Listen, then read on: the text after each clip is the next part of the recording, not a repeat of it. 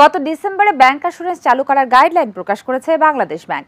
গ্রাহকদের অধিকতর সেবা প্রদানের জন্য ব্যাংকের মাধ্যমে বীমা গ্রাহকদের ইন্স্যুরেন্স সেবা দিতে ফার ইস্ট ইসলামী লাইফ ইন্স্যুরেন্স কোম্পানি লিমিটেড এবং এক্সিম ব্যাংকের মধ্যে ব্যাংক অ্যাসুরেন্স চুক্তি স্বাক্ষরিত হয়। চলুন দেখে আসি বিস্তারিত।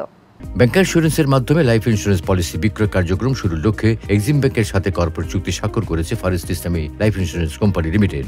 এক্সিম ব্যাংকের প্রধান কার্যালয়ে আয়োজিত এক চুক্তি স্বাক্ষর অনুষ্ঠানে নিজ নিজ প্রতিষ্ঠানের পক্ষে চুক্তিতে স্বাক্ষর করেন এক্সিম ব্যাংকের ব্যবস্থাপনা পরিচালক ও প্রধান নির্বাহী মোহাম্মদ ফিরোজ হোসেন এবং ফার ইস্ট ইসলামী লাইফ ইন্স্যুরেন্স কোম্পানি লিমিটেডের ব্যবস্থাপনা পরিচালক ও প্রধান নির্বাহী মোহাম্মদ আবেল মাহমুদ। অনুষ্ঠানে আরও উপস্থিত ছিলেন এক্সিম ব্যাংকের অতিরিক্ত ব্যবস্থাপনা পরিচালক মোহাম্মদ হুমায়ুন কবির, উপব্যবস্থাপনা পরিচালক মোহাম্মদ জসিমউদ্দিন ভূঁইয়া, মাকসুদা খানম এবং মোহাম্মদ মইনুল ইসলাম। ফার ইস্ট ইসলামী লাইফ ইন্স্যুরেন্স কোম্পানি লিমিটেডের ভাইস চেয়ারম্যান মোহাম্মদ ইব্রাহিম হোসেন খান, পরিচালক জহুরুল ইসলাম চৌধুরী সহ উভয় প্রতিষ্ঠানের ঊর্ধ্বতন নির্বাহীবৃন্দ।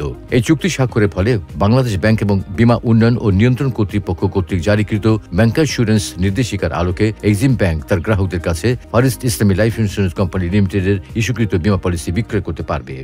ব্যাংক এবং ইন্স্যুরেন্স কোম্পানি দুইটাই একজন আরেকজন পরিপূরক হিসেবে থাকে এবং আমাদের দেশের জনগণের আর্থিক সুরক্ষা দিতে পারেন।